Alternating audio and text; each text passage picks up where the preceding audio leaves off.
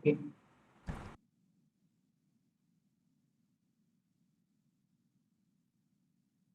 So before going to start of these different topics, let's first understand the unit structure of these first chapters जिसमें हम लोग history देखने वाले हैं. उसके बाद स्ट्रक्चर कैसे रहेगा सी प्रोग्राम का, प्रोग्रामिंग कैरेक्टर्स कौन से है, compiler, linkers and preprocessor कैसे काम करते हैं पर्टिकुलर कोड एग्जीक्यूट करते वक्त. Then procedure code statements, flow chart, symbols हम लोग यूज करने वाले हैं एज एन एल्गोरिथम्स. इसमें हम लोग स्टार्ट बोल सकते हैं, प्रोसेस एंड एंड बोल सकते हैं in the with the represented using the different shapes. उसके बाद program structures in C, compilation execution of programs. And then उसके बाद मतलब कौन से कंपाइलर्स हम लोग यूज करने वाले हैं वो हम लोग यहाँ पे देखेंगे. वो there are many compilers are available like before that we are using the Turbo C, and now we can during the online lectures we can use this online lectures. Okay, online GDP करके एक website है, that link I will show it in the chat box. Okay, so हम लोग online compiler use करेंगे during the lectures. You can also use during the lectures we are also going to practice the some of the programs because this is C programming language. So we have to practice more about the programs. Okay, तो क्योंकि मैं आपको बोलूँगा program आपको execute करना है. And if during query during the lectures, you have to post in the chat box. Okay, we will answer the end of that particular topic. So let us start with the first introduction about these first chapters, that is algorithms. Okay, so तो हम लोग के syllabus में first topic से algorithms है. उसके बाद आज के लेक्चर में हम लोग कुछ ये टॉपिक देखने वाले हैं. हिस्ट्री ऑफ सी देखेंगे, स्ट्रक्चर ऑफ सी प्रोग्राम, उसका characteristic, compilers, linkers, pre processor and procedure code statements, flow chart, symbols in the algorithms. Okay, so ये सारे टॉपिक्स हम लोग डिटेल स्टडी करेंगे with the different C programs as an examples. So first thing coming into mind, what is the algorithms? तो algorithm आपने ये सुना होगा पहले कभी. तो algorithms मतलब क्या होता है? Anyone can text in the chat box. Algorithm क्या होता है? इसका यूज किसके लिए होता है? So मैं ही बोल देता हूँ. Algorithm is a step-by-step procedure that helpful for solving a problem. मतलब हम लोग एक पर्टिकुलर प्रॉब्लम दिया, मैंने क्या बोला है आपको, मुझे दो नंबर का एडिशन करके बताओ. Okay, for example a plus b. Okay, a का वैल्यू है 10 एंड b का वैल्यू है 20. दोनों का सम करना है, तो आप क्या करोगे? ऑफकोर्स वो दोनों को आप ऐड करोगे विद द एडिशन ऑपरेटर्स और उसका सम करोगे. मतलब जो भी है ऐड करके जो वैल्यू आएगा वो आपका रिजल्ट होगा. सो उसके लिए आपको क्या करना पड़ेगा? In the programming language first हम लोग क्या करेंगे, we can assign the values. Okay, तो हम लोग क्या करते हैं यहाँ पे एक एग्जांपल दिखा देता हूँ शुरुआत में आपको. ओके, फॉर एग्जांपल हम लोग क्या करेंगे, एक वेरिएबल लेंगे जिसका values for example integer a रहेगा. ओके, उसके बाद और एक वेरिएबल लेंगे बी, क्योंकि दो वैल्यू का हम लोग एडिशन करना है तो दो वैल्यूज हम लोग यहाँ पे लेंगे. Okay, both are the integers. Okay, तो ये डेटा टाइप्स के बारे में आपको मैं बाद में समझाऊंगा. Okay, let's take an example like what is algorithm. तो स्टेप बाय स्टेप सॉल्यूशन है. तो फर्स्ट स्टेप में हम लोग दो वेरिएबल्स लेंगे. मतलब क्यों वेरिएबल लेंगे? बिकॉज हम लोग उसमें वैल्यू स्टोर करके फिर उसमें दोनों का एडिशन करेंगे. ओके, उसके बाद a का वैल्यू मैं उसको असाइन, फॉर एग्जांपल a का वैल्यू है 10 एंड b का वैल्यू है is equal to 20. Okay, so ये मैंने दोनों वैल्यू ये पर्टिकुलर वेरिएबल को असाइन किया है. So in case of it is a memory level, so that will be मतलब memory में space acquire करके वहाँ पे value actual store होता है. okay? उसके बाद आपको क्या करना है, इंटीजर सम करके, मतलब जहाँ पे आपका दोनों का रिजल्ट स्टोर होने वाला है, मतलब दोनों एडिशन करने के बाद जो रिजल्ट स्टोर होगा that will be inside this sum variables. Okay, तो दोनों में ऐड करने के बाद में उसका जो नंबर्स है वो नंबर नहीं ऐड करूंगा, मतलब मैं ऑपरेटर यूज करूंगा, ऑपरेंड एंड ऑपरेटर यूज करूंगा. So A and B are the operand and plus and minus and division and subtraction are the operators. Okay, तो यहाँ पे मैं दोनों का एडिशन करके वो वैल्यू में सम वेरिएबल में स्टोर करूंगा एंड आफ्टर दैट मैं क्या करूंगा, उसको प्रिंट करूंगा यूजिंग प्रिंटर.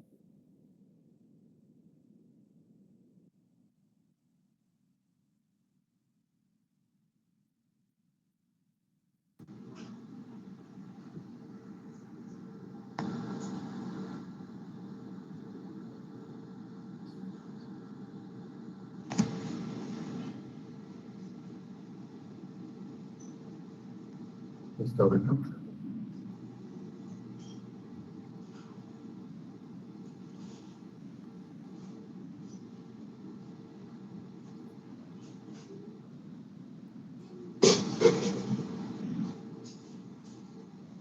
इसमें सम आएगा ना? यस यस, वेट वेट, इसका जो डेलिमिटर्स है वो आएगा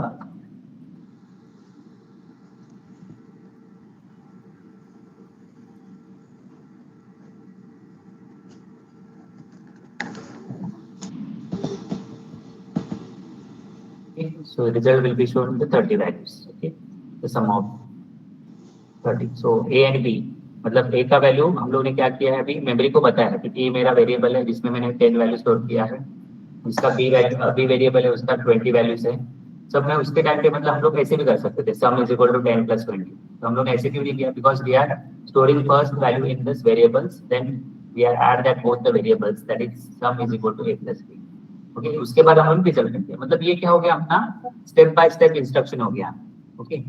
So the step-by-step procedure that is helpful either in solving the problem. So if it is written in the like a sentence, then it is called the pseudocode. हम लोग उसको pseudocode भी बोल सकते हैं in another language. So it is a formal formula to set the step that solve the particular problem for a specified problem. जैसे मैंने आपको बोला addition of two numbers. So each step in this algorithm must be specified clearly. हम लोग को वो एक step clearly mention करना होता है in the algorithms.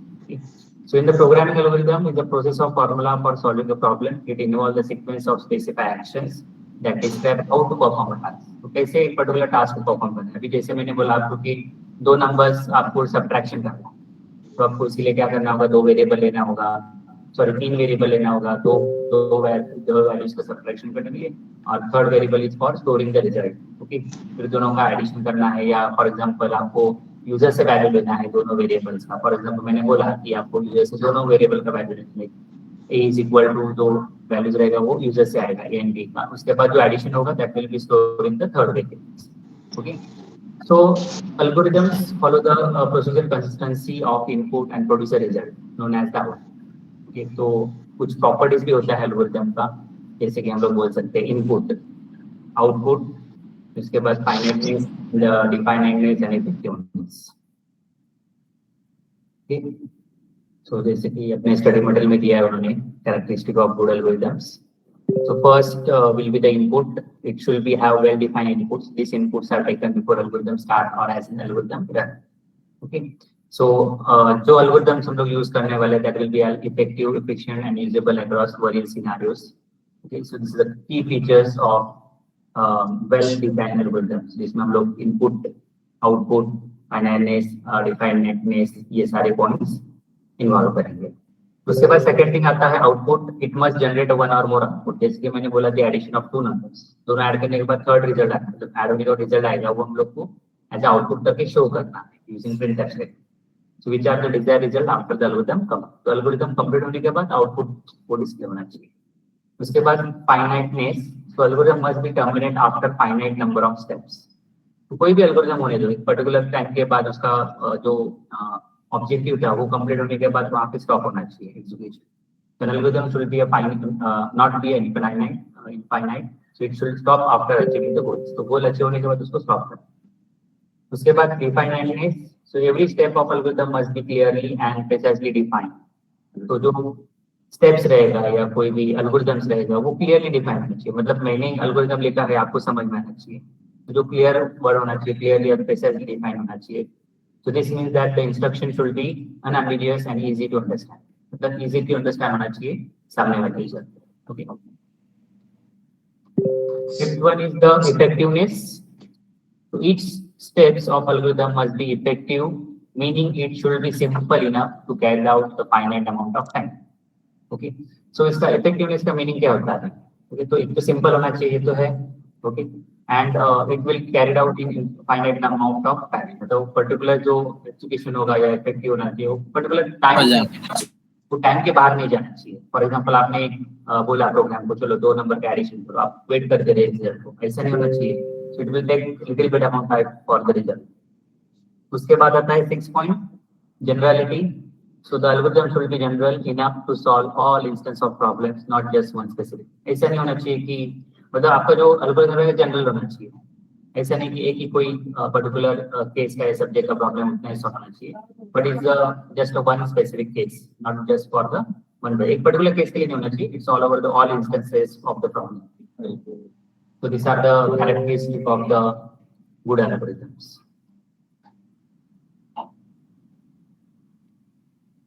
उसके बाद आता है राइटिंग एंड एल्गोरिथम. अभी एल्गोरिथम को कैसे लिखना है, एल्गोरिथम को लिखने के लिए लिखने के पहले मैं आपको एक स्टेप बता देता हूँ कि क्या हो सकता है. Sequence of steps, for example this is the start, उसके बाद read 3 numbers,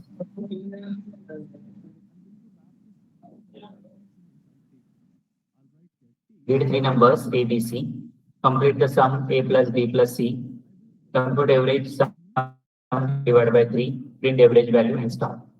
So these are the steps of algorithms. Okay, तो ये सारे अरिथमेटिक ऑपरेशन के simple input output steps. Okay, मैंने आपको बोला कि 3 वेरिएबल ले लो, दोनों का एडिशन करो और उसके बाद उसका एवरेज निकालो. ओके,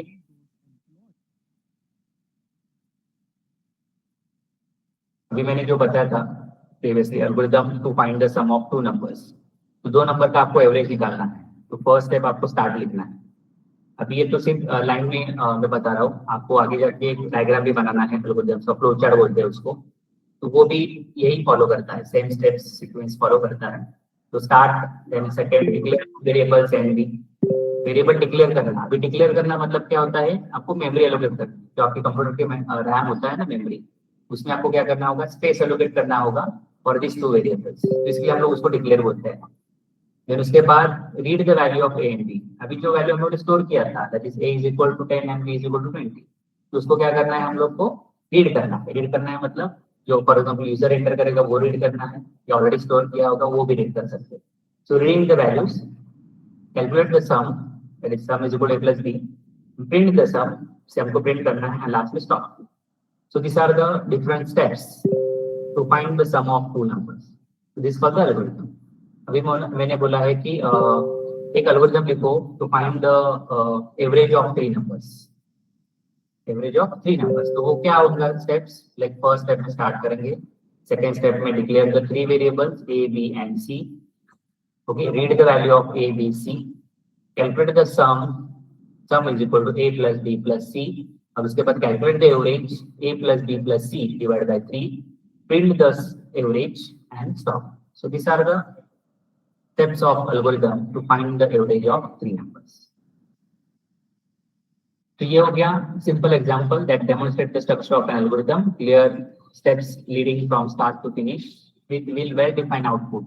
Okay, अभी algorithms क्यों important है, why the algorithms important? So algorithms are essential for several reasons. कुछ reasons है उन्होंने यहाँ पे list out किए गए in our study materials. So first thing is that efficiency. So good algorithm help to solve the problem in efficient manner, which is especially important for a large data set or a complex task. So well-designed algorithm optimize the time and resource required to achieve the result. Okay. तो efficiency इसको बोलते हैं कि जो अपना जो result आने वाला है, okay, वो optimum time में आना चाहिए. क्या होना चाहिए, optimum time, कम समय में result आना चाहिए. ऐसा नहीं होना चाहिए आपने मॉर्निंग में एडिशन डालने, मतलब एक कोड लिखा है कि डेटाबेस से वैल्यूज रिट्रीव करके उसका कैलकुलेशन करके शो करना है रिजल्ट, तो उसका रिजल्ट 1-2 घंटे के बाद आ गया, ऐसा नहीं चलेगा. सो जो टाइम है ऑप्टिमम होना चाहिए. So it will be take the minimum time to showing the result and less number of resource required to achieve the result. Okay, तो रिसोर्सेस है वो कम लगना चाहिए, तो उसको ऐसे हम लोग को वेल डिजाइन करना है. That is called the efficiency of an algorithm. Point.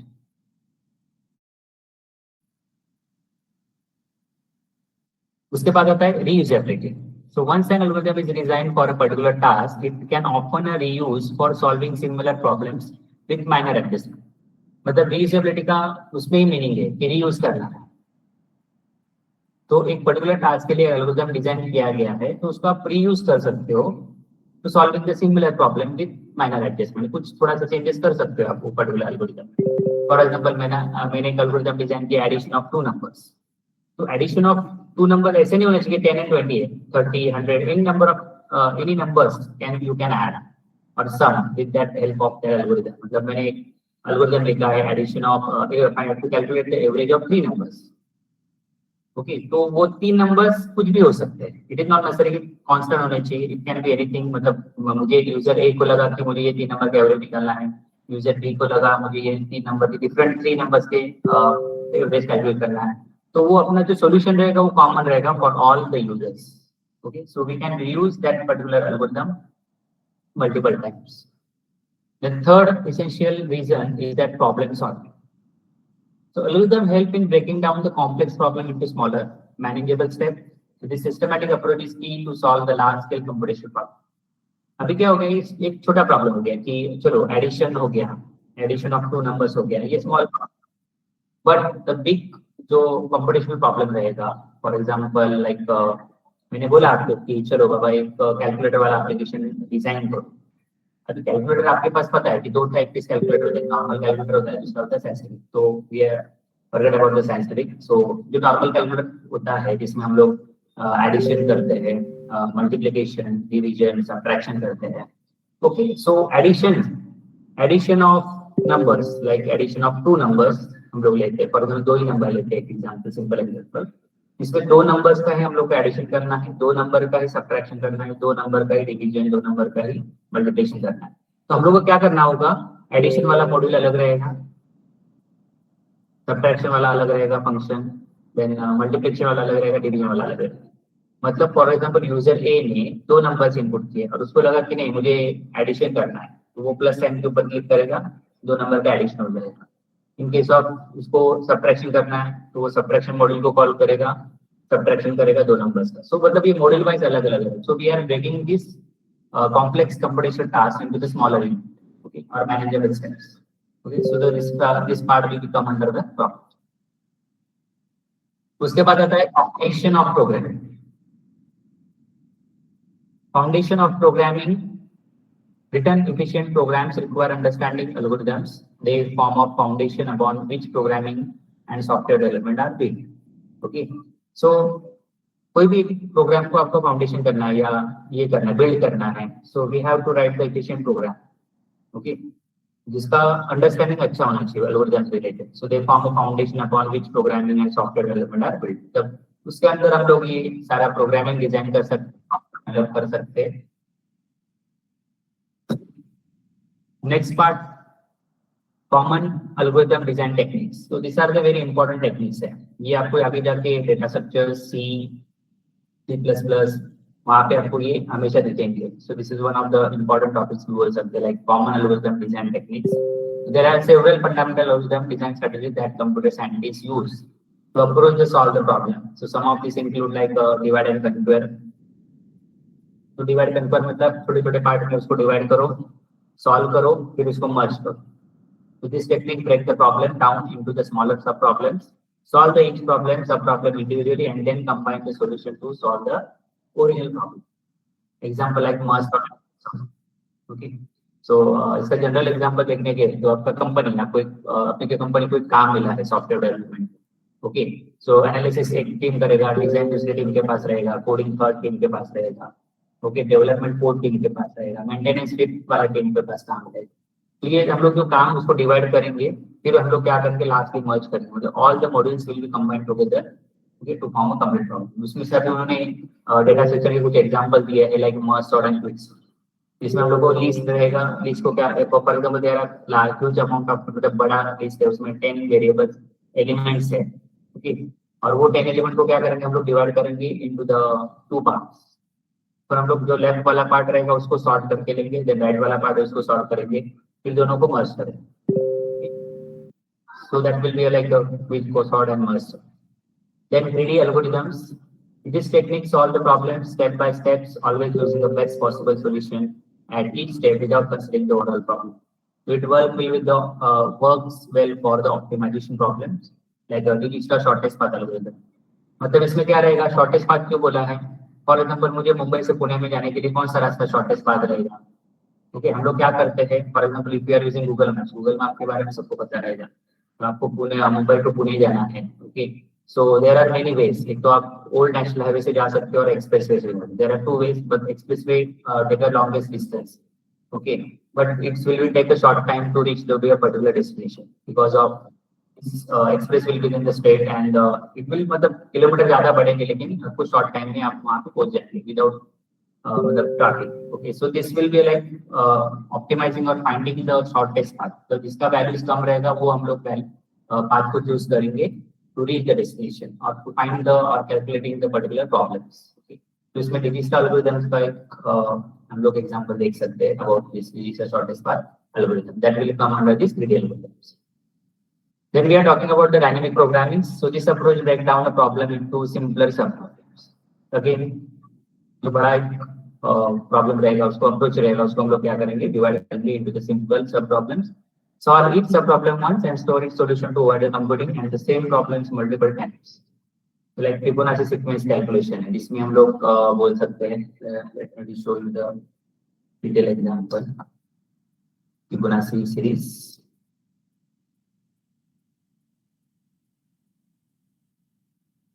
Okay, Fibonacci series में हम लोग क्या फंक्शन लेते हैं वो भी मैं शो करता हूं आपको. Like fn is equal to fn minus 1 plus fn minus 2. Okay, so हम लोग को क्या करना है जो शुरुआत का डिजिट है initialise with we are using the zero values. Okay, शुरुआत में हम लोग क्या जीरो वैल्यू से इनिशियलाइज करते हैं. ओके, तो हम लोग को 0 प्लस 1, तो हम लोग ने फर्स्ट टाइम पे क्या करेंगे 0 एंड 1 दो वैल्यू लेना है. दो वैल्यू के ऐड करने के बाद रिजल्ट हम लोग का 1 ही है. फिर से current result on the next value मतलब जो सेकंड वैल्यू से हम लोग को लेना है दैट इज 1 प्लस 1 2 2 प्लस 1 मतलब जो करंट रिजल्ट आया है एंड द प्रीवियस वैल्यू. तो हमेशा जो करंट रिजल्ट आ रहा है उसको लेके हम लोग जो प्रीवियस वैल्यू को ऐड करते हैं हम लोग नया रिजल्ट फाइंड आउट करेंगे. ओके, तो इसलिए उन्होंने क्या बोला है like to avoid the computing the same sub problems multiple times using the Fibonacci sequence calculation. Okay, so 0 plus 1 1 1 plus 1 2 2 plus 1 3 like that.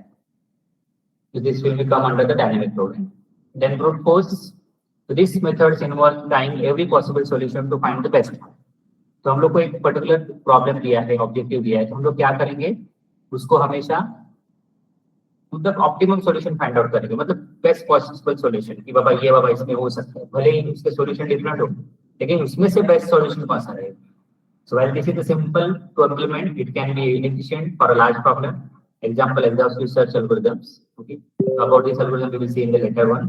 But इसमें मैं एग्जांपल हम लोग देना चाहता हूँ. फॉर एग्जांपल सॉर्टिंग करना है आपको नंबर्स का तो उसका साइज आपका फॉर एग्जांपल 20 है 30 है 40 है. Okay, there are many sorting algorithms available है तो उसमें से बेस्ट सॉर्टिंग एल्गोरिथम कौन सा है वो आपको find out. Okay, that will be under this brute force.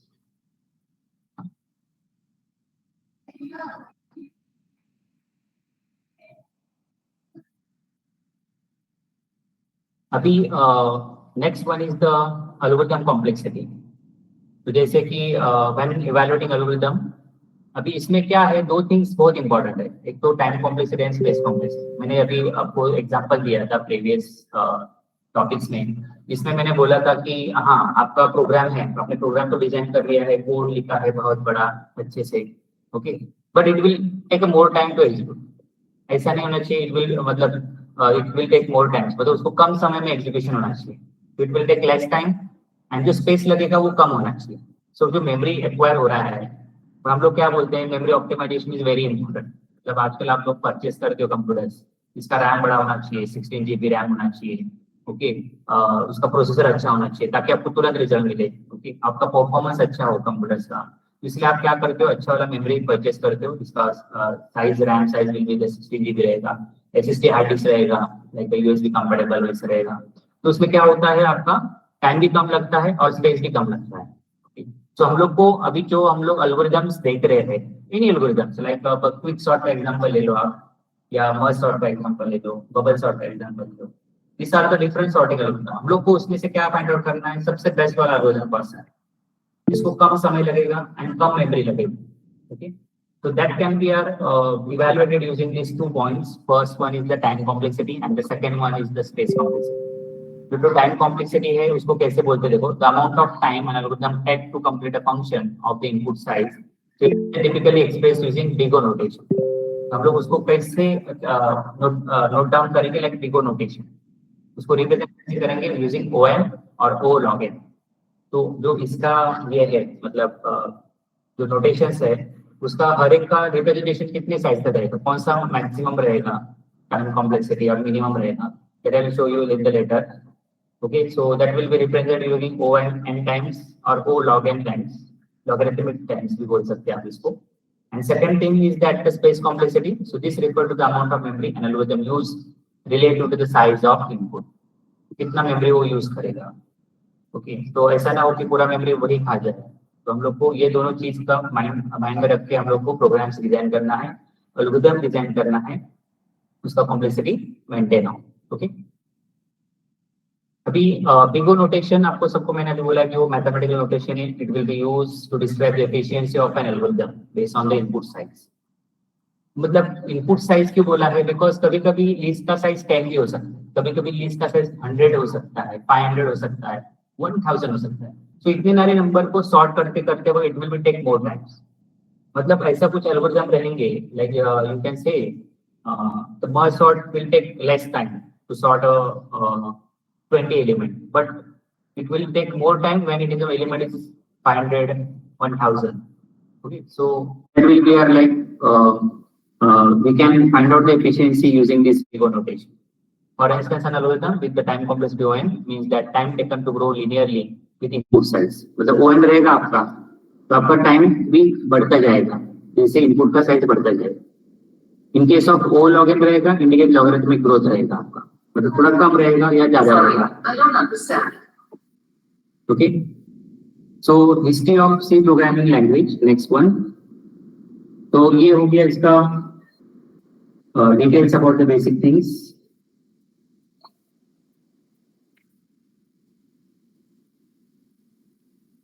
तो history of C programs.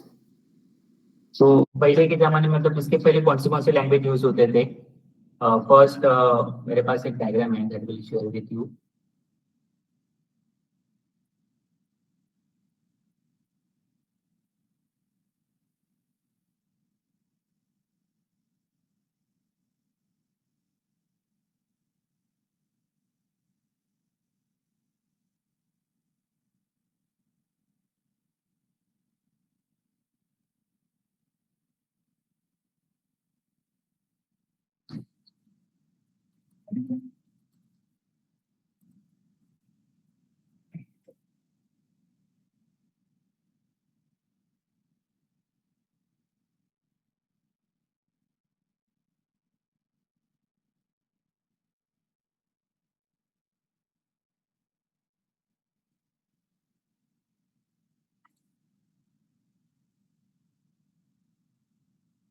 Okay, तो इसमें आप देख सकते हो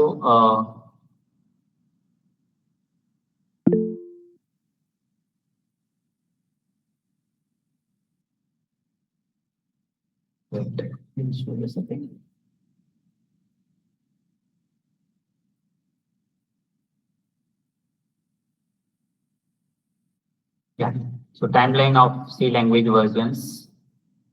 तो इसमें थोड़ा सा अलग दिया है, बट 1960 में फर्स्ट लैंग्वेज आया था that is Algol, that is international group ने उसको डिजाइन किया था. देन 1967 में अभी CPL that is Martin Richards से वो आया था लैंग्वेज, उन्होंने डिजाइन किया था.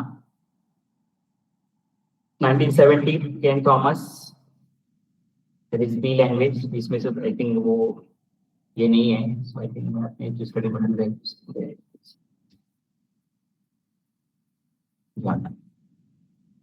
so early 1970 that is P. Ken Thompson से आया था that is creation of C. Then 1978 KNRC that is Kernigans and Richard.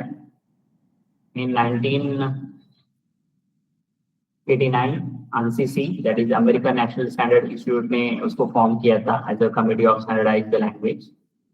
And उसके बाद 1999 में C99 that is standardization committees ने उसको ये किया था, इंट्रोड्यूस किया था. So this version added several new features like inline function, variable length array. Okay, so C seems a strange name of programming language, but this strange sounding language is one of the most popular computer language today because it's structured high-level machine independent language. It allows the software developer to develop the program without worrying about the hardware platform where they will be implemented. So the root of all modern language is Algol, introduced in the early 1960. मतलब 1960 में वो Algol करके एक language आया था. The first computer language to use the block structure. Okay. And this root of all modern language is Algol, introduced early 1960. So Algol gave the concept of structured programming to the computer science community. So the computer scientists like Corrado Boehm या another scientists रहेंगे.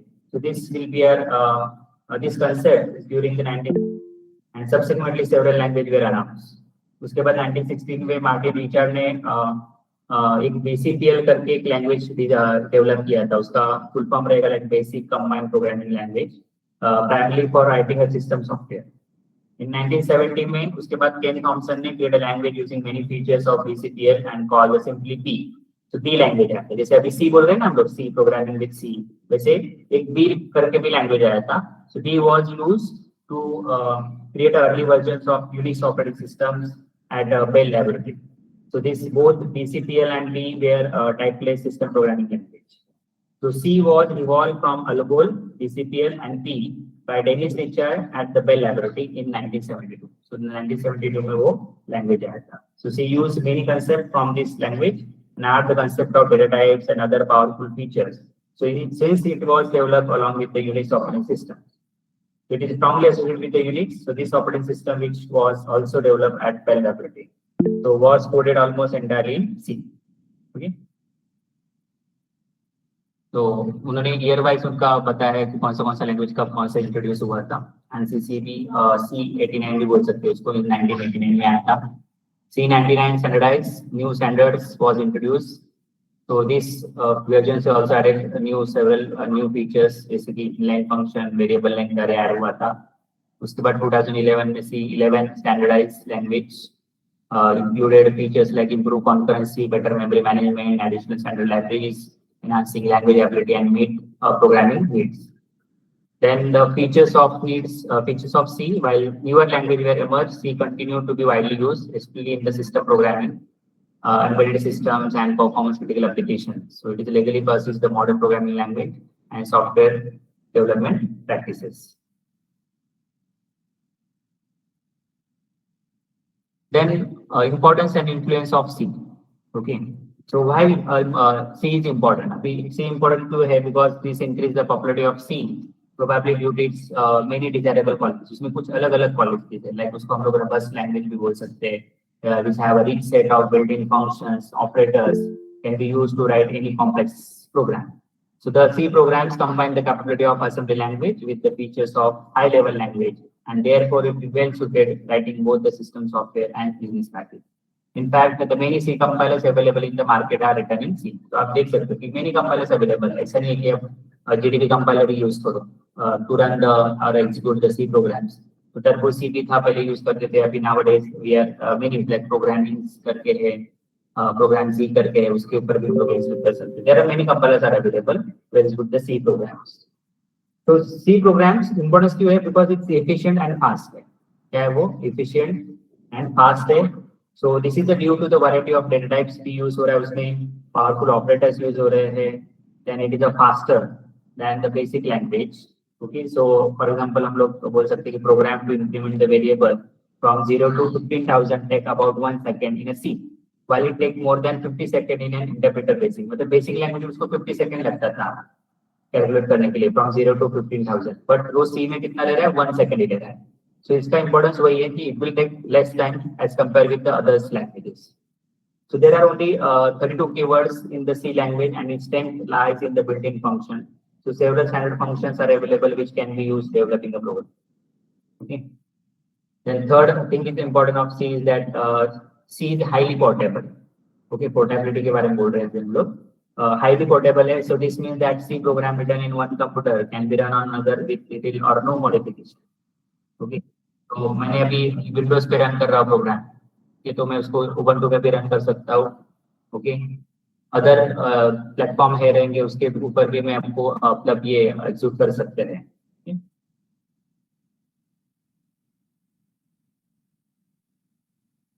Yes, मैं chat box में देख रहा हूँ आपके messages. कोई doubt रहेगा तो you can text in the chat box. Ishan, do you have any doubt? Ishan Patel?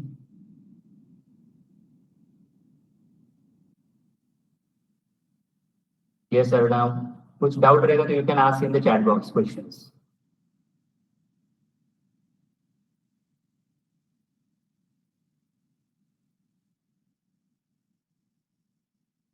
Okay, so let's go ahead. C language, उसको हम लोग स्ट्रक्चर प्रोग्रामिंग भी बोल सकते हैं.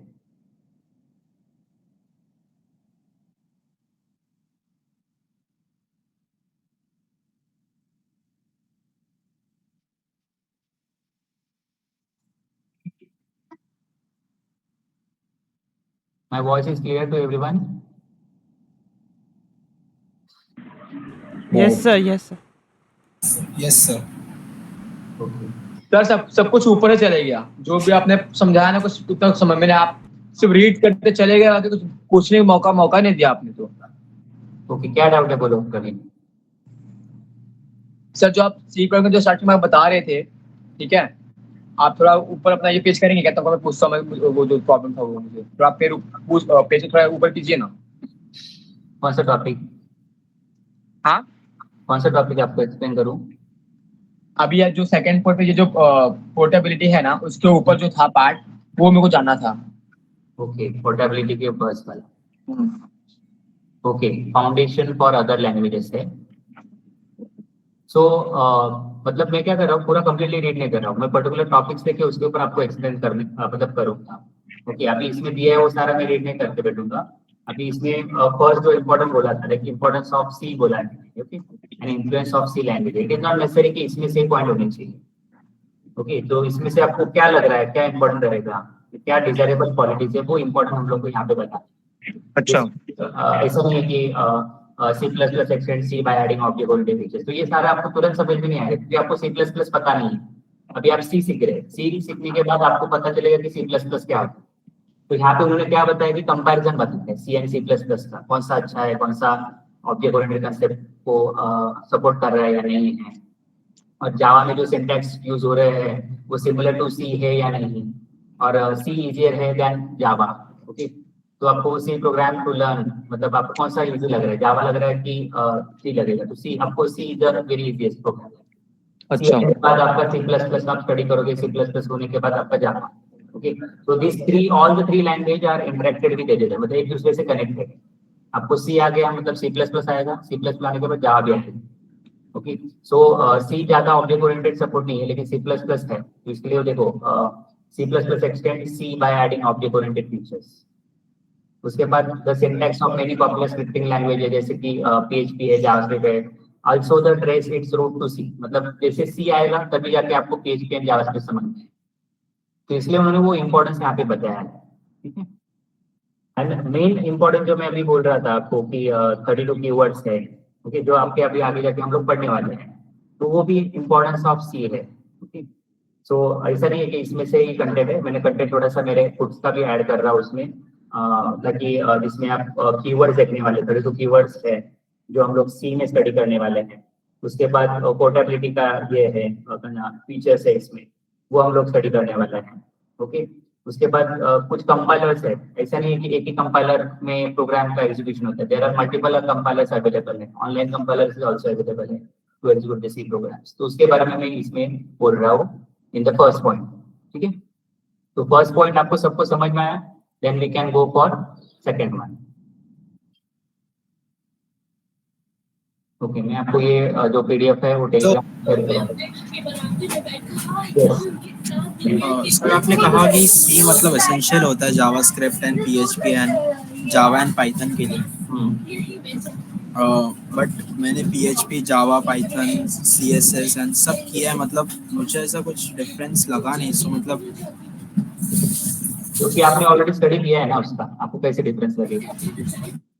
मतलब मैंने C++ एंड सी नहीं किया बट जावा, पाइथन, क्योंकि PHP, देखो आजकल जावास्क्रिप्ट नाइन्थ और एंड 10th CSS स्टैंडर्ड किया. में ही, सुनो, आजकल के 9th और 10th स्टैंडर्ड में ही PHP की सिलेबस ऐड कर दिया. So here we will like start from the scratch. भले ही हमको आपको पता है कि मुझे पूरा आता है, बट हम लोग को बेसिक तो पढ़ना ही है ना यहाँ पे. तो बेसिक चीज है ताकि अदर स्टूडेंट्स को समझ में आए.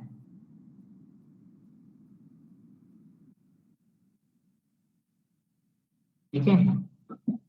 Okay sir.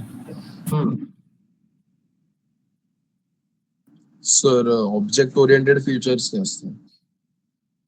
ऑब्जेक्ट ओरिएंटेड मतलब जहाँ पे आप classes, objects like abstraction and abstraction, ये फीचर्स ऐड होते हैं, वो हम लोग C++ में स्टडी करेंगे उसको डिटेलली।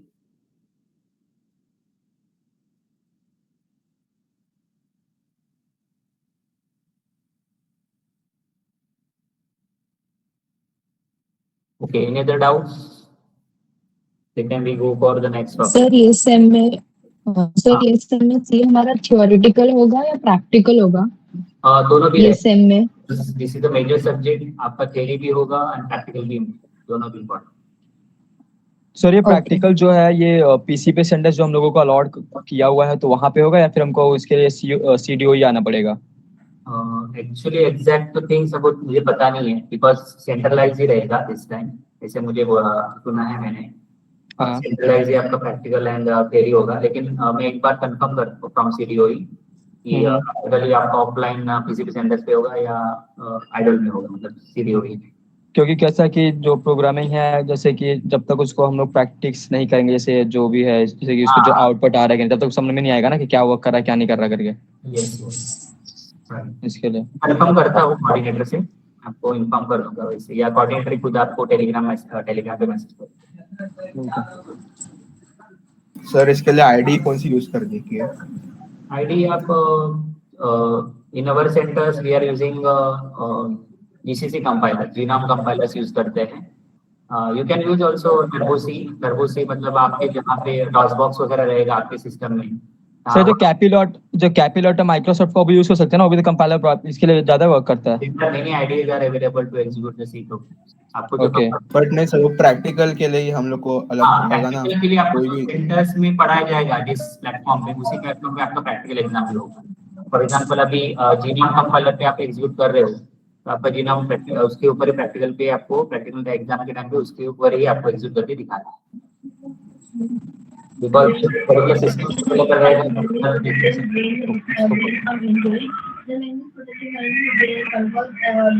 सर ये जीडीबी कंपाइलर प्रैक्टिस के लिए ठीक है ना, मतलब सही है ना ये? हैं। कौन सा भी आप यूज कर सकते हो। अभी तो मैंने आपको देखो बताया कि ये जो ऑनलाइन कंपाइलर है, online GDB compiler also compiling many languages, like C program भी आप उसके ऊपर कंपाइल कर सकते हो, C++ है, जावा है, पाइथन है, PHP है।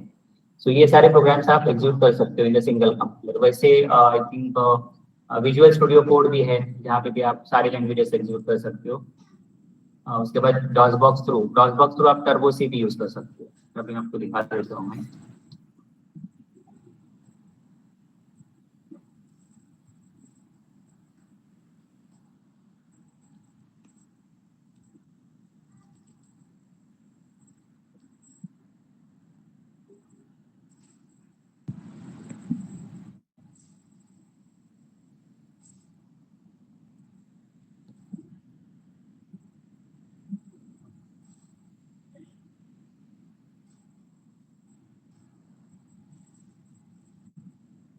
अभी आप यहाँ पे देख सकते हो डॉस बॉक्स का सिंबल एक्चुअली ऐसे दिखता है, डॉस बॉक्स, और उसके ऊपर आपको कंपाइलर ऐसे यूज करना है।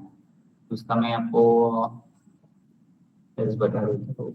सर ये तो टर्बो है ना, Turbo C plus plus. Turbo C के लिए भी डॉस बॉक्स का एक्चुअली ये है प्लेटफॉर्म है, उसके ऊपर आप उसको इंस्टॉल करना है।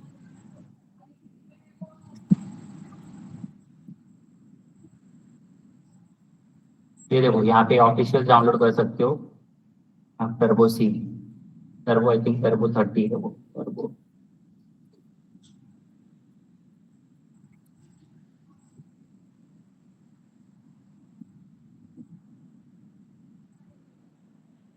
एन ओल्डर आईडी है एक्चुअली, इसका सपोर्ट उन्होंने निकाला है गोरलैंड ने। So it is integrated development environment जो गोरलैंड हैंडल करता था, अभी उसका सपोर्ट नहीं है इसका टर्बो सी का, इसलिए वो बंद हो गया है। बट इसके रिप्लेसमेंट में there are many platform available है for execution of C programmes.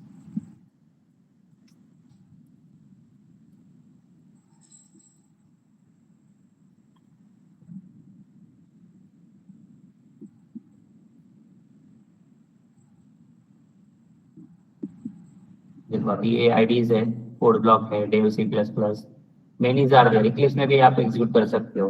लेकिन nowadays recently many students are using Visual Studio Code to execute C and C++ वगैरह यूज कर सकते हो. So Visual Studio Code आप install कर हाँ सकते सर, ये विजुअल स्टूडियो कोड की बात मैं भी कर रहा था. हो. हाँ, इसमें भी आप कर सकते हो. VS Code. एक्सटेंशन है वो आपको इंस्टॉल करना होगा. अच्छा. सर यस, सर IDE का फुल फॉर्म क्या है? Integrated development environment. But sir जो सेंटर्स यूज करेंगे वही हमें यूज करना पड़ेगा ना. सेंटर्स क्या विजुअल स्टूडियो कोड यूज नहीं करते. Can you repeat again? Sir centres पे कौन सा सॉफ्टवेयर रहेगा फिर? आईडी चलेगा. In case of if you are talking about my centers, मतलब सोमैया कॉलेज, सो वहाँ पे विजुअल स्टूडियो कोड नहीं, अपना जो उबंटू ऑपरेटिंग सिस्टम है लिनक्स का, उसके ऊपर जीसीसी कंपाइलर यूज होता है. जीनोम कंपाइलर, उसका भी आपको मैं शो करता हूँ कैसे यूज करते हैं उसको.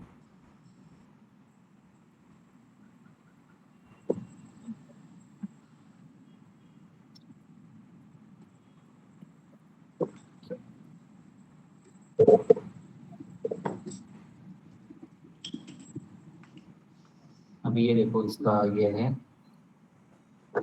इंस्टॉलेशन स्टेप्स बताए हमने, उसको कैसे इंस्टॉल करते हैं. लाइक देखो जीसीसी ये रहेगा, जीसीसी एंड वर्जन, उसका वर्जन फाइंड आउट करने के लिए.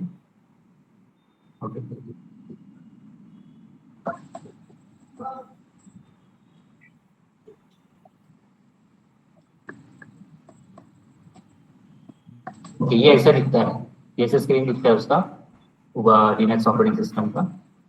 ठीक, उसके बाद जीसीसी इसको एग्जीक्यूट करने के लिए आपको जीसीसी टाइप करना होता है. जीसीसी, फिर उसके बाद प्रोग्राम का नाम and then dot extension that is dot C. एक मिनट यार, you can install the different version like sudo apt-get install GCC 40, मतलब डिफरेंट वर्जन से वो आप यूज कर सकते हो और नॉर्मली जीसीसी भी आप यूज कर सकते हो.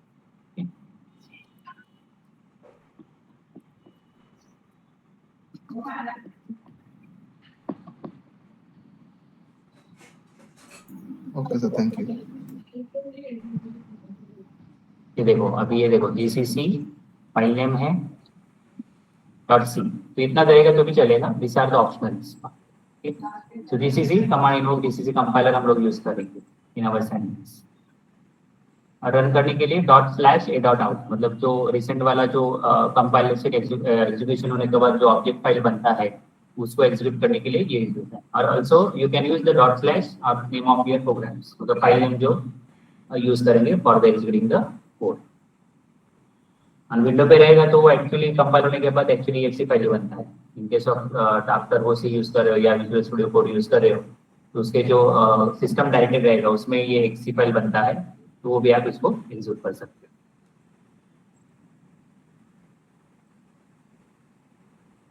ठीक है, सो हम लोग कंटिन्यू करते हैं. अभी तक हम लोगों ने क्या देखा था कि इम्पोर्टेंस ऑफ सी लैंग्वेज देखा है, उसमें कोडाबिलिटी एफिशिएंसी देखा है, then system programmings, okay, wide usage of academics. Okay, C का क्या होता है कि सी जो लैंग्वेज होता है उसका जो डायरेक्ट कंट्रोल होता है ऑन हार्डवेयर. ओके, तो वो भी वाइड एकेडमिक्स के लिए मोस्टली ज़्यादा यूज होता है. So students who learn C acquire a deeper understanding of how computer work, including memory management and algorithms, problem solving. उसके लिए ये सी लैंग्वेज पढ़ना जरूरी है. ओके, उसके बाद देखेंगे हम लोग स्ट्रक्चर ऑफ सी प्रोग्राम्स. तो स्ट्रक्चर ऑफ सी प्रोग्राम्स के लिए मैं आपको एक फोटो शेयर करता हूँ.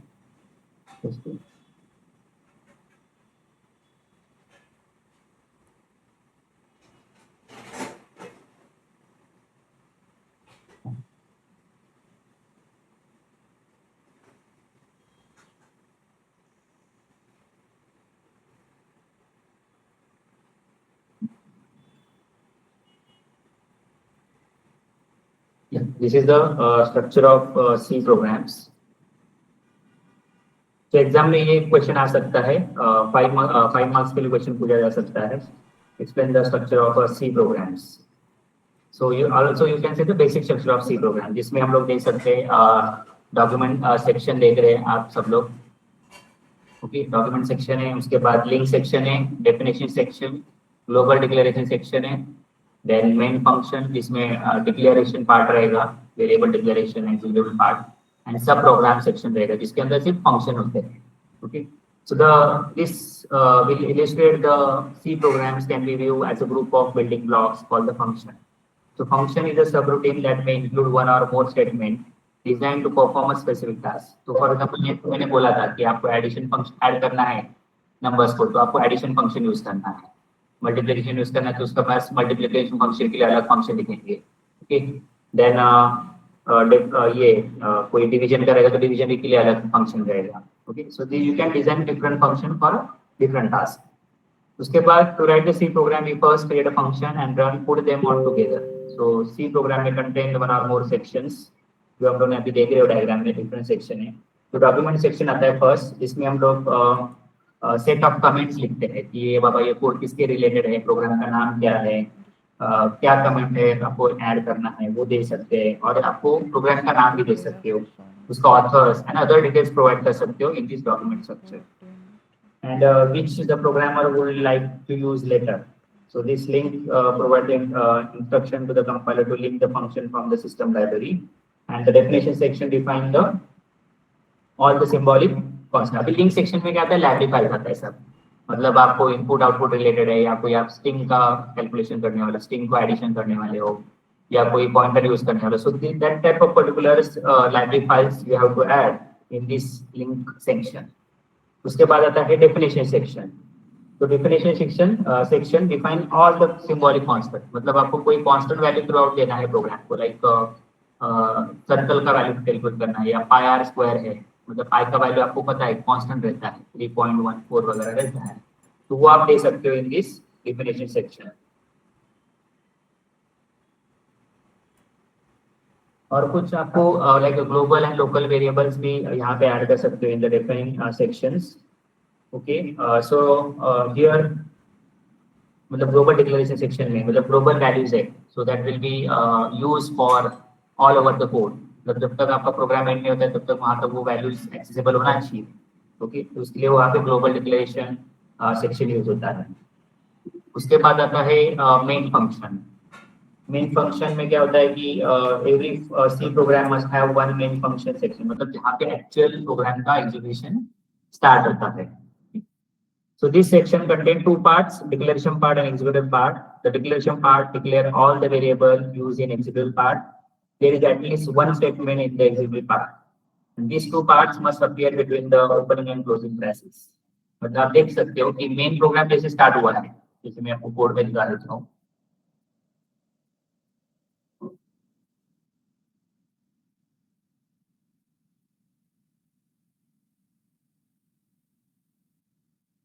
Okay, ये जो करली ब्रैकेट दिख रहा है आपको, ये ओपन है, यहाँ पे क्लोज हो रहा है. Okay, for the main function, these two parts must be appear between the opening and closing brackets. The program execution begin at the opening bracket and end at the closing bracket. मतलब actual execution यहाँ से start होता है और यहाँ पे return statement पे close होता है. Okay, so the closing brackets in the main function section is the logical end of the program. यहाँ पे जो लॉजिकल प्रोग्राम है वो यहाँ पे एक्चुअल एंड होता है उसका. So this will be represented using closing brackets. So all the statement declaration and executable part end with the semicolon. मतलब जितने भी स्टेटमेंट है अभी यहाँ पे देख सकते हो, ये जो कर्ली ब्रैकेट है इसके अंदर जितने भी स्टेटमेंट है उस सेमीकोलन से एंड हो रहे हैं. ओके, देख सकते हो आप सेमीकोलन से एंड हो रहे हैं. So all the statement in the declaration and executable part end with the semicolon. And the subprogram section contain all the user defined function that are called in the main function. So user defined function are generally placed immediately after the main function. मतलब इसके बाद, for example यहाँ पे हम लोग देख सकते हैं उसको हम लोग सब प्रोग्राम सेक्शन बोल सकते हैं इसको. तो अभी मैं कमेंट ले रहा हूँ यहाँ पे सब प्रोग्राम.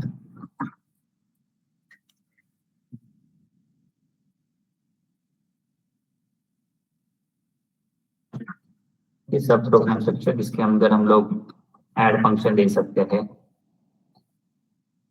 ओके,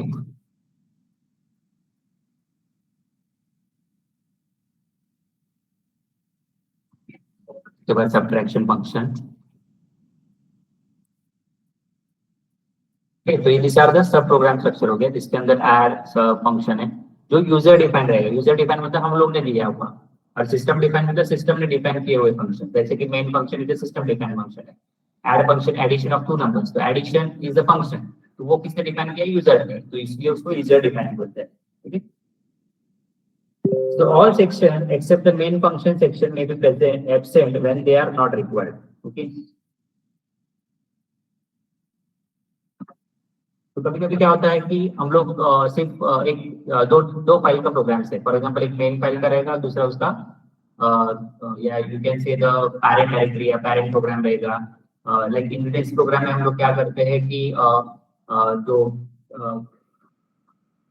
सुपीरियर क्लास बोलते हैं उसको, इनहेरिटेंस में क्या होता है सुपर क्लास बोलते हैं, जिसमें अंदर हम लोग क्या करते हैं पैरेंट क्लास का कुछ प्रॉपर्टीज इनहेरिट करते हैं in the child class.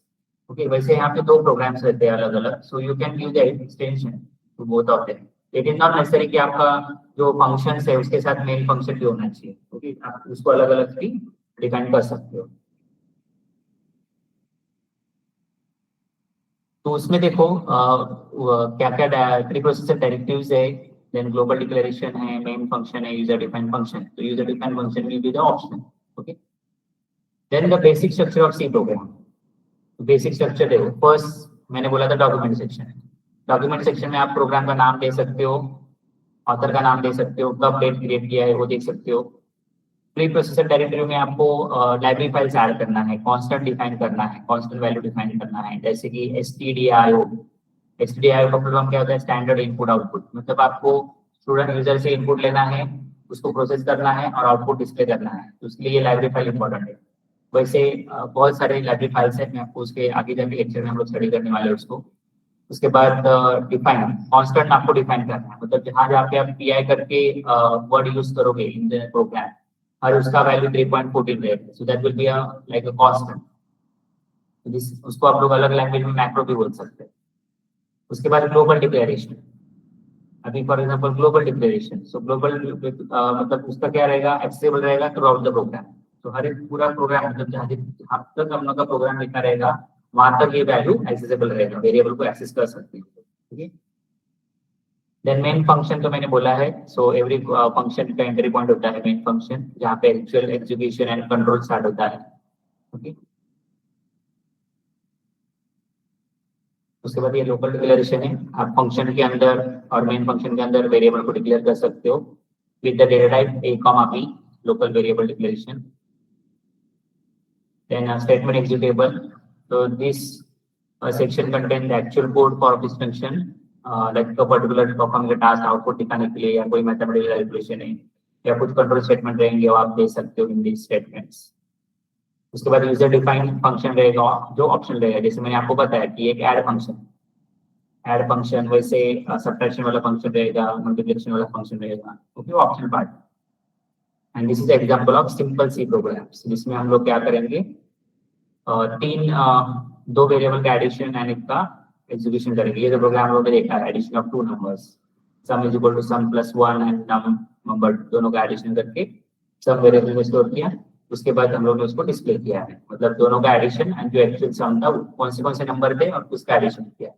Okay,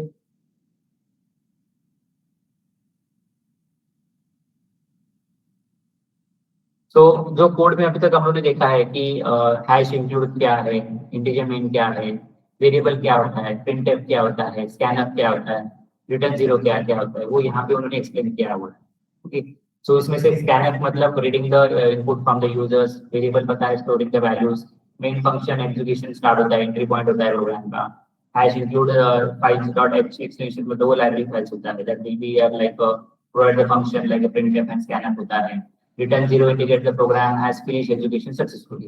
Okay, and return 1 रहेगा तो कुछ तो एरर है प्रोग्राम, लेकिन return 0 रहेगा तो वो उसका एग्जीक्यूशन सक्सेसफुली फिनिश हो गया है। ओके, तो इसका कुछ की एलिमेंट्स उन्होंने ब्रेक डाउन किए हैं। सर एक डाउट पूछूं?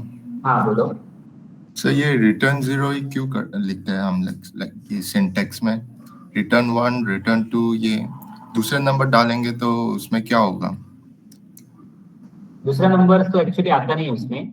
सो जो रिटर्न 0 है वो किसके लिए होता है, that is indication for a successful execution of a program. Okay, और यू कैन से उसको रिटर्न वैल्यू बोल सकते हैं, मतलब हर एक फंक्शन कुछ वैल्यू रिटर्न करता है। जैसे कि एडिशन वाला फंक्शन है, एडिशन होने के बाद जो रिजल्ट आएगा उसको रिटर्न करता है। ओके, मतलब कुछ तो पर्टिकुलर टास्क परफॉर्म करता है। जैसे कि अभी देखो मेन फंक्शन का है, मेन फंक्शन में फॉर एग्जांपल हमने यूजर से इनपुट लिया, फिर उसको प्रोसेस किया, एडिशन किया, उसको डिस्प्ले किया, तो यहाँ तक सब लोग का हो गया। लेकिन रिटर्न जीरो क्या इंडिकेट करता है कि अपना प्रोग्राम सक्सेसफुली एग्जीक्यूट हो गया। मतलब वो फंक्शन क्या करता है, एक सिग्नल देता है ऑपरेटिंग सिस्टम को कि that the program has executed successfully without any errors. Okay, so this is a widely accepted convention in the most operating system. और जो हम लोग उसको अलग तरीके से बोल सकते हैं कि एक कम्युनिकेशन का भी हो सकता है, communication with the operating system. Return value for the main relationship to execute the code, जब कोड आपका खत्म हो गया एग्जीक्यूट, वो भी एग्जीक्यूट करता है। और उसको हम लोग इंटरप्रेट करके भी एक वर्ड यूज कर सकते हैं। सो जीरो इंडिकेट मतलब successful, and non-zero values typically indicate different types of error और कुछ रहेगा या combined error रहेगा। ठीक है, यस सर।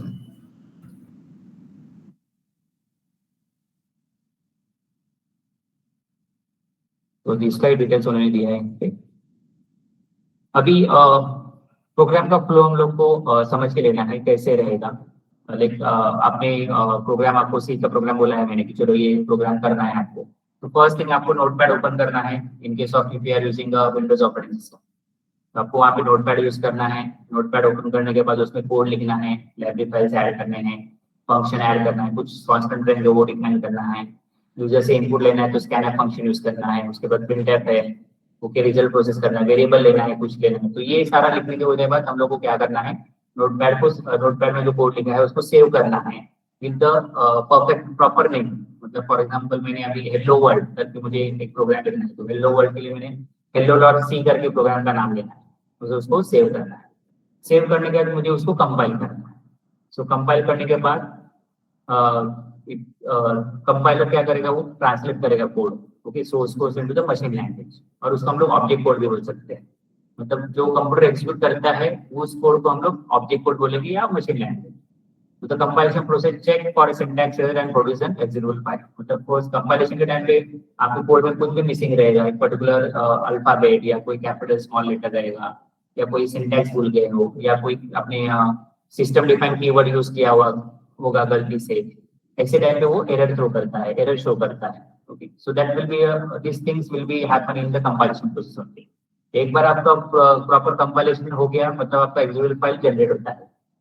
तो वो एक्जीक्यूटेबल फाइल किस फॉर्म में होता है, .exe में जनरेट होता है। फिर उसको ऑब्जेक्ट थ्रू आप उसको एग्जीक्यूट कर सकते हो। So second part is that execution flow. So once compile the program can be executed. तो कंपाइल हो गया, एग्जीक्यूटेड फाइल, एग्जीक्यूशन वाला फाइल मतलब जनरेट हो गया है, ऑब्जेक्ट फाइल क्रिएट हो गया है, तो आप उसको रन कर सकते हो। तो वो ऑटोमेटिकली रन होता है इन केस ऑफ जो डिफरेंट आईडी यूज हो रहे हैं, तो आईडी थ्रू आपको डायरेक्टली रन हो जाता है। इन नहीं हुआ तो आपको पर्टिकुलर एग्जीक्यूटेड फाइल में क्या उसको डबल क्लिक करके एग्जीक्यूट करना पड़ता है। Okay, so this is the part of an execution. So this is the program flow रहेगा। हमेशा आपको कोड लिखना है, कंपाइल करना है, एग्जीक्यूट करना है, और कंपाइल करते हुए कुछ एरर आ गया तो फिर से नोटपैड ओपन करके उसमें करेक्शन करवाना है। करेक्शन करवाने के बाद उसको फिर से सेव करना है, सेव करने के बाद फिर से उसको कंपाइल करके एग्जीक्यूट करना। So this is the programming flow of C language. Okay, इसमें कुछ किसी को डाउट है अबाउट एजुकेशन, कि आपको क्या करना है क्या नहीं करना है?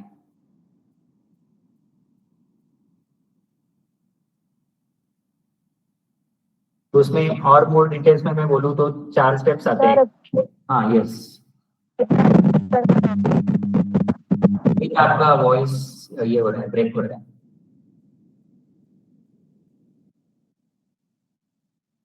Yes Ankita, do you doubt?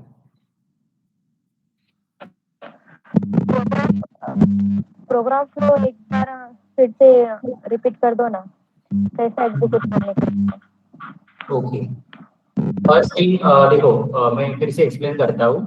First step में क्या होता है, creating the program. Creating the program मतलब क्या होता है, आपको नोटपैड ओपन करना है। नोटपैड तो सबको पता है, सब लोग के पास घर पे डेस्कटॉप कंप्यूटर और लैपटॉप तो होगा ही होगा। ओके, सो नोटपैड एक एडिटर विंडो रहता है जिसमें आप एडिट कर सकते हो। जस्ट बेटा मैं आपको दिखा देता हूँ। फॉर एग्जाम्पल ये आपके पास विंडो मशीन है, इसमें आपको सर्च करना है नोटपैड। ये आपका नोटपैड है, तो ये ओपन हो गया। इसे एडिटर विंडो रहता है, इसमें क्या रहता है, आपको कोड लिखना होता है। अभी कोड क्या लिखोगे आप इसके अंदर, for example addition of 2 numbers जो हमने प्रीवियसली किया था, तो सेम कोड हम लोग यहाँ पे लेते हैं। ओके, तो इसमें हम लोग को वो कोड लिखना है, टाइप करना है। ओके, इंटीजर मेंस वगैरह सब डाल देना है और उसको सेव करना है। अभी सेव करते वक्त क्या करना है आपको, वो फॉर एग्जाम्पल अभी टर्बो सी नहीं है मेरे पास, टर्बो सी 13 है लेकिन वो वर्क नहीं है, तो यहाँ पे जाके आपको उसको क्या करना है, फॉर एग्जाम्पल मैंने हेलो डॉट सी करके नाम दिया, बिकॉज सी प्रोग्राम है। सो जितने भी हम लोग प्रोग्राम करने वाले हैं वो डॉट सी एक्सटेंशन में ही होने चाहिए। डॉस बॉक्स थ्रू ही है, इसमें दिन में से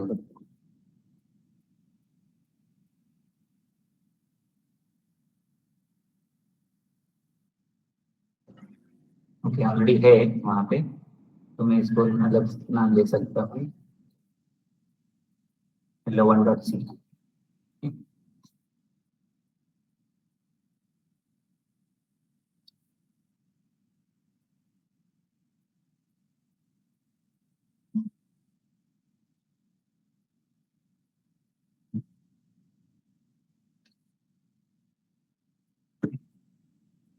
इसको एग्जीक्यूट करने के लिए डिफरेंट कमांड्स है। ओके, तो आपने अभी इसको कोड लिख दिया है, तो इसको क्या करना है, कंपाइल करना है। अभी कंपाइलेशन के लिए जस्ट होल्ड ऑन, इसके टेक्स्ट लिखते हो फिर से।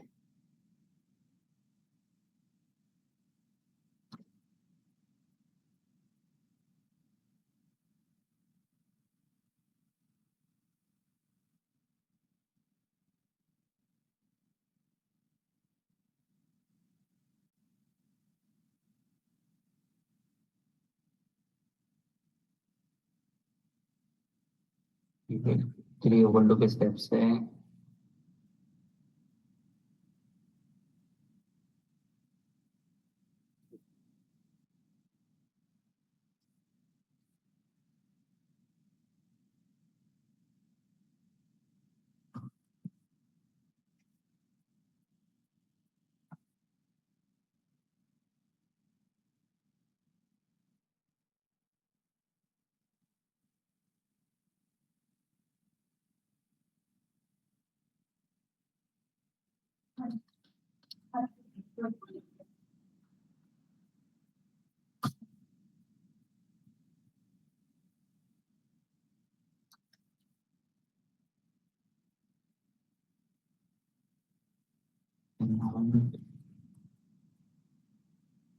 ये जेड है एक्चुअली, इंटरनल वर्चुअल ड्राइव।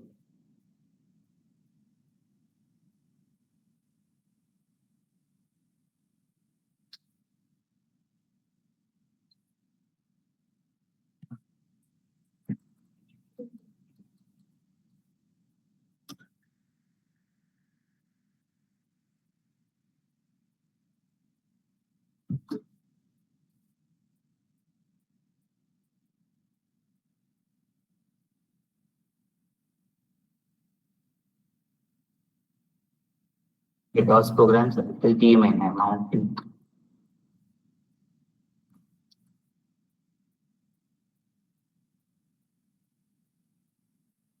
इसमें direct D DOS program. Okay,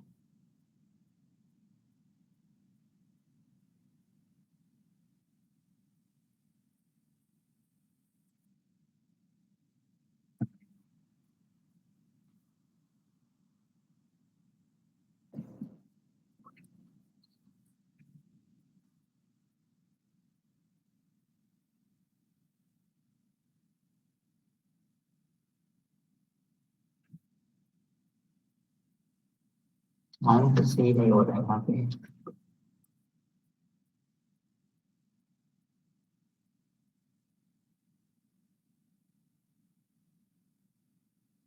CD DOS programs.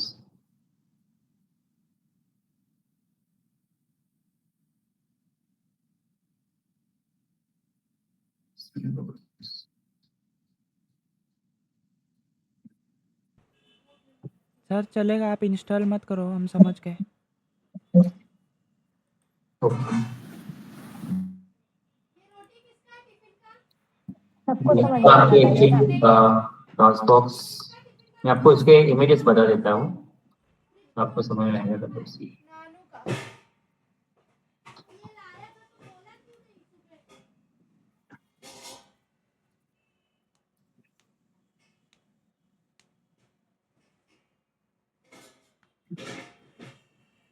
Actually current वाले जो विंडोज है ना उसको सपोर्ट नहीं करते डॉसबॉक्स इसको टर्बो 30 को, क्योंकि उसका जो सपोर्ट है वो निकाल दिया है।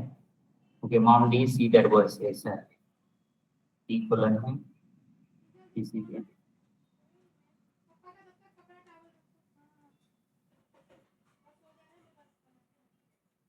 तो फर्स्ट स्टेप में देखो माउंट करना है डायरेक्टरी को, डी ड्राइव का CD TC पिन में जाना है।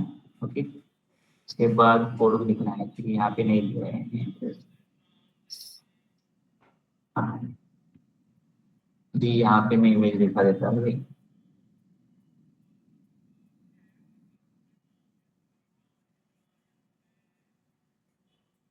तो देखो ऐसे पहले पुराने जमाने में TC.exe ऐसे था, इसमें आप उसको प्रोग्राम को लिखना है, उसमें डिफरेंट ऑप्शन रहते थे, file edit run compile project option debugs वगैरह। फिर यहाँ पे कोड लिखने के बाद आपको उसको सेव करना है, फाइल में जाके सेव करना है। सेव करने के बाद कंपाइल के ऊपर क्लिक करना है। कंपाइल करने सक्सेसफुल कंपाइल हो गया तो ठीक है, तो यहाँ पे मैसेज सेक्शन में आता है कि अगला प्रोग्राम इस कंपाइल सक्सेसफुली करके मैसेज आता है। और उसके बाद आपको रन पे क्लिक करना है। रन के ऊपर क्लिक करने के बाद यहाँ पे नीचे मैसेज सेक्शन के यहाँ पे एक आउटपुट विंडो ओपन होके वहाँ पे आउटपुट आपको डिस्प्ले होता था।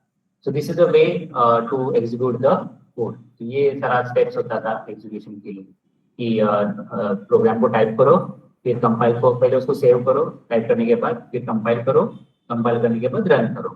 This is the basic flow of execution of C programs. Okay nowadays क्या होता है कि हम लोग पहले नोटपैड ओपन करते हैं, नोटपैड में कोड लिखते हैं, उसको फिर सेव करते हैं .c extension. Okay there are many ways you can execute the C program. जैसे यहाँ पे ऑनलाइन GD भी है, इसमें भी आप प्रोग्राम को एग्जीक्यूट कर सकते हो। ऑनलाइन टूल्स अवेलेबल है, ऑफलाइन टूल्स अवेलेबल है, विजुअल स्टूडियो कोड है। नेक्स्ट लेक्चर में आपको मैं विजुअल स्टूडियो कोड के बारे में बताऊंगा कि उसमें कैसे कोड एग्जीक्यूट करते हैं। ठीक है कल नहीं डाली थी, रात भर हो गया था। नया सर बिना नोटपैड के ये कर नहीं सकते क्या, प्रोग्राम राइट नहीं कर सकते क्या? क्या बोल रहे हो? बिना नोटपैड के प्रोग्राम क्रिएट नहीं कर सकते? नहीं बिना इसमें से नहीं। नोटपैड किसके लिए होता है कि एडिटर विंडो है। एक तो आप कहाँ पे तो कोड आपको लिखना ही है। एक तो आप एडिटर विंडो नोटपैड में लिखो या डायरेक्टली वो पर्टिकुलर टूल्स में लिख दो, आईडी टूल्स रहेगा या कोई विजुअल स्टूडियो कोड रहेगा, वहाँ पे भी आपको लिखना ही है, टाइप करना ही है। ऐसा नेसेसरी नहीं है कि आपको विदाउट नोटपैड यूज करना है। विदाउट नोटपैड मतलब जहाँ पे आपको रिक्वायर, फॉर एग्जांपल अभी मेरे कॉलेज में लिनक्स सिस्टम यूज होता है। लिनक्स सिस्टम में जीनोम कंपाइलर है। जीनोम कंपाइलर में आपको प्रोग्राम को रन करने के लिए फर्स्ट उसको नोटपैड में ओपन करना होता है। नोटपैड ओपन करने के बाद उसमें कोड लिखना होता है।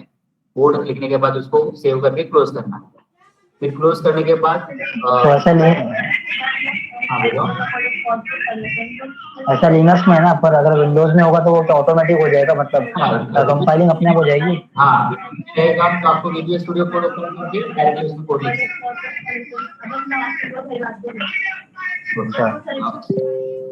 Studio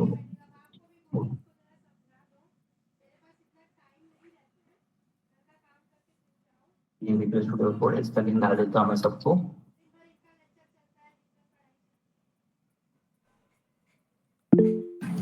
sir notepad plus plus का भी डाल दीजिए। हाँ नोटपैड प्लस प्लस यूज कर सकते। There are many editor windows are available. बहुत सारे विंडोज अवेलेबल है। नोटपैड प्लस प्लस है, नोटपैड है।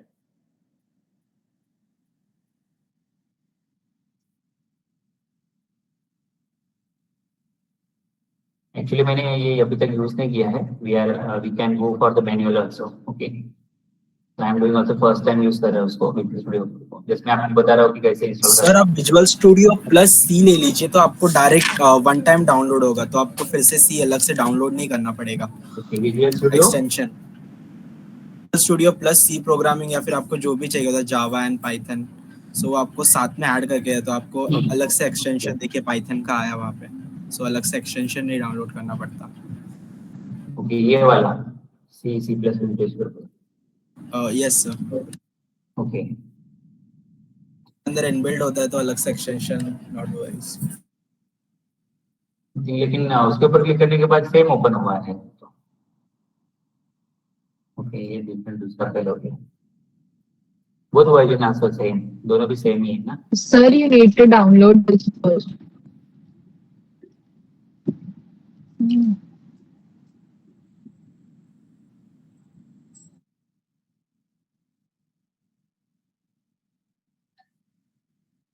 ओके, ये अलग है।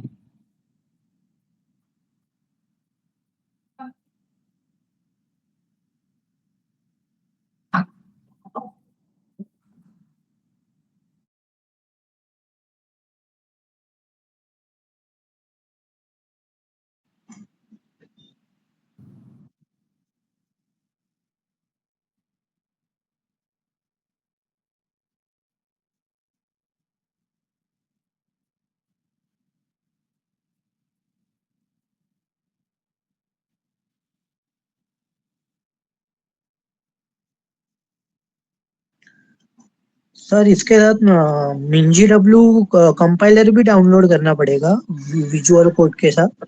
नहीं, उसके अंदर एक्सटेंशन होते हैं उसके, वो डाउनलोड करने पड़ते हैं।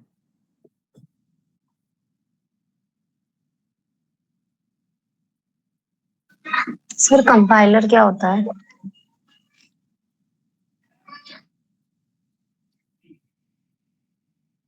सर ये सब जन बात कर रहे हैं ना, वो सब उसका सी जावा वगैरह सब हुआ वाला है। हम नए हैं, हमें कुछ भी पता नहीं है, इसलिए बेसिक से बताओ। ये आपका वॉइस नहीं क्लियर आ रहा है।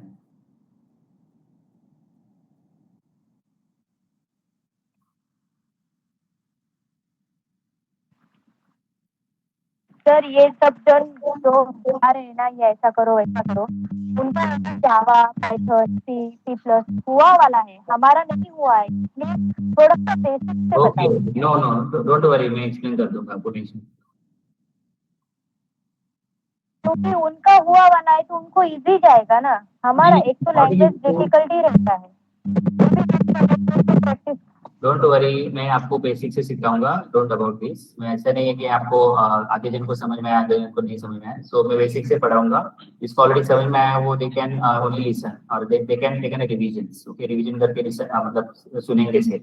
ओके, सो कंपाइलर क्या होता है कि एक सॉफ्टवेयर है, ओके, जो एक्चुअली प्रोग्रामिंग लैंग्वेज को समझ सकता है। मतलब ये जैसे फॉर एग्जांपल हम लोग बोल सकते हैं लाइक C++ और जावा, लाइक डिबगिंग लैंग्वेज बोल सकते हैं।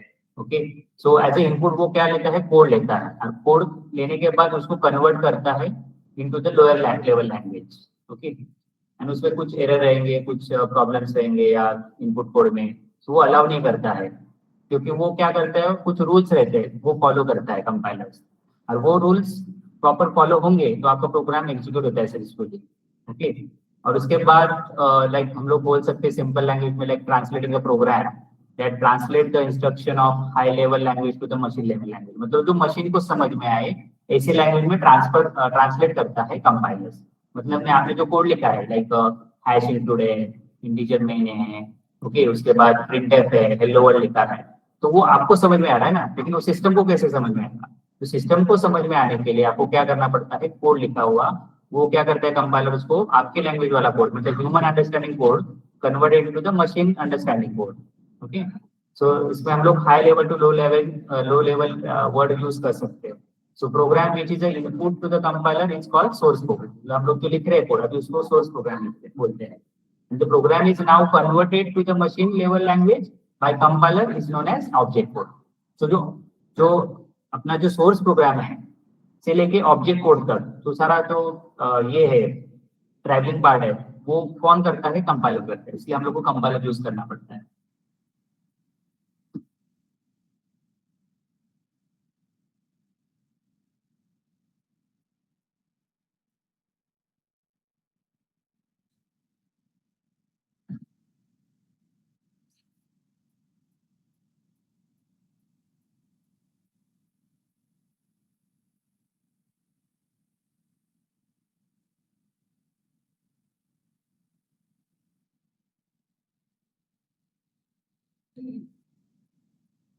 देखो, this is an ID है Visual Studio Code का, you can use also।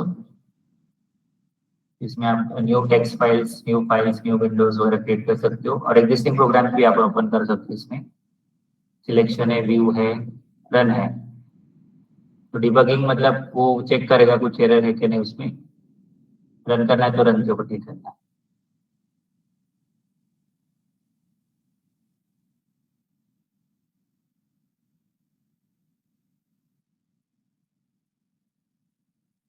this code and tell this code.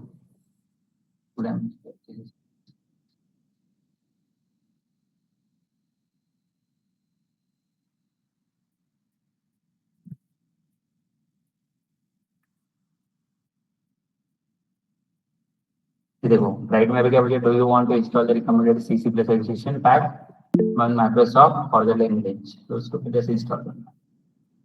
ये उसका एक्सटेंशन ये इंस्टॉलिंग है।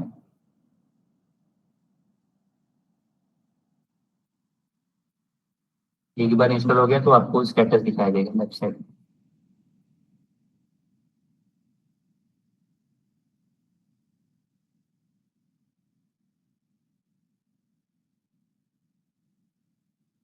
ये हो गया, अभी इंस्टॉल हो गया। अभी देखो इंस्टॉल होने के बाद आपको थोड़ा ये जो कोड है वो कलर में दिखने लगा। ओके, तो इसको क्या करता हूँ मैं, स्टार्ट डिबगिंग। फिर उसको सेव करना है पहले, तो उसको मैं hello dot, already save as type C है,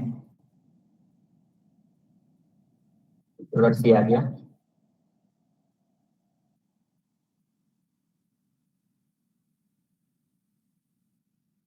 और सी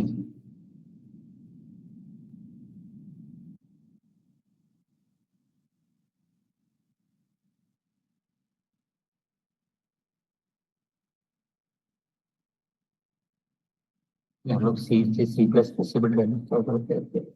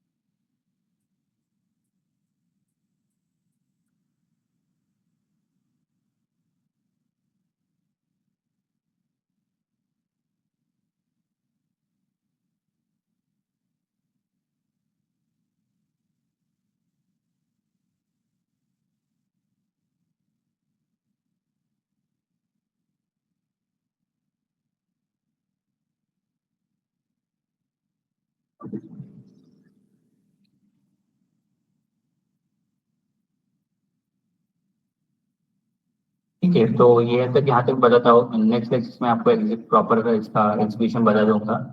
सो this is the editor window है जो सेंटर में ओपन हुआ है, इसमें आपने कोड लिखा है। तो देयर इज इसमें अंदर कुछ भी एरर नहीं है, इसको हम लोग डायरेक्टली रन कर सकते हैं। सो यहाँ पे कस्टमाइज रन टेबल का ऑप्शन है, लेकिन यहाँ पे ऑप्शन शो नहीं हो रहा है वो एप्लीकेशन का। सर आपको कोड रनर इंस्टॉल करना होगा एक्सटेंशन।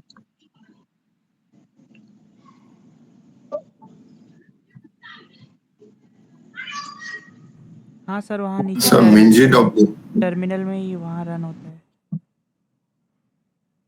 नीचे।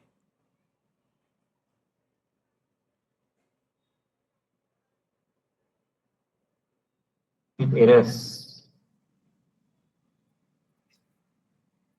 नहीं सर उधर नहीं, वो आपने ओपन किया था ना बॉक्स का ऑप्शन है ना, उधर कोड रनर करके एक ऐप रहेगा उधर वो, हाँ हाँ उधर उधर लेफ्ट साइड में